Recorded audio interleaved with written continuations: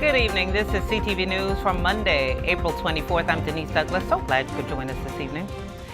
Crews from 5 jurisdictions are called to help fight a massive fire in College Park. At about 10 a.m., firefighters responded to the Fuse 47 property in the 4700 block of Berwyn House Road. Flames were shooting from the building, which was under construction.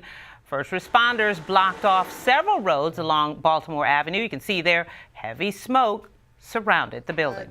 And I just saw all this and I was like, wow, like, you know, never thought this would happen on a Monday. I was like 10 blocks down and I just happened to see the big gust of smoke. So at that point, did you call 911 or were crews already here? Crews already here. But I'm unable to get to work, period, because they're not letting no metro buses come through that road. They blocked the road from going north to south.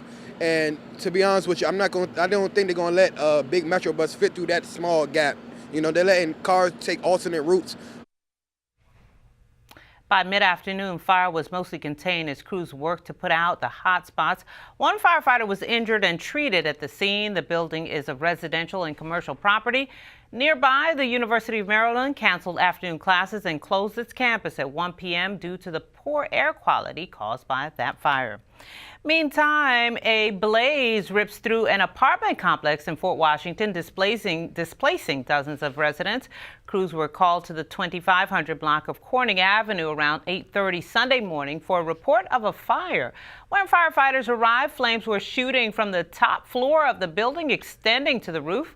2 people were taken to a hospital for non-life-threatening injuries. The American Red Cross is helping 30 displaced residents. No word yet on the cause of that fire. Officials estimate damages at $150,000. Local elected officials and immigrants' rights groups call on area businesses and workers to protest the Trump administration's deportation policies. The coalition is asking businesses to close next Monday, May 1st, to demonstrate the purchasing power of immigrants and show solidarity with workers. Local groups are also planning to march to the White House. Came here as undocumented immigrants in the 1970s. And until I was the age of 6, they lived with that status, having a citizen son while they themselves had no legal status. For 6 years, they had to live with the fear that at any moment they could be taken away and separated from their son. I was so young, there was nothing I could do then. But now, I have an opportunity to do something. We're urging people not to go to work that day, not to go to the store that day, not to go to a restaurant that day, not to spend any money on any store on the internet or at any store at a mall, not to buy gas. It is a way to show that we have power economically. A lot of the kids ask their parents, they go to school afraid because they think their parents are not going to be home when they get home from school. And it's a real fear in the community, and we think that's un-American. It stands against the values that this country stands for. At the end of the day, we're a nation of immigrants, and we shouldn't be dividing families based on their immigration status.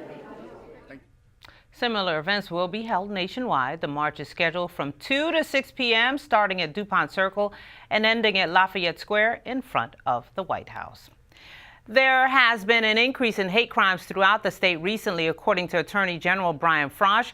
A new nonpartisan organization called Communities United Against Hate has been created in Montgomery County to address the issue. Organizers are hoping that surrounding counties will start similar initiatives.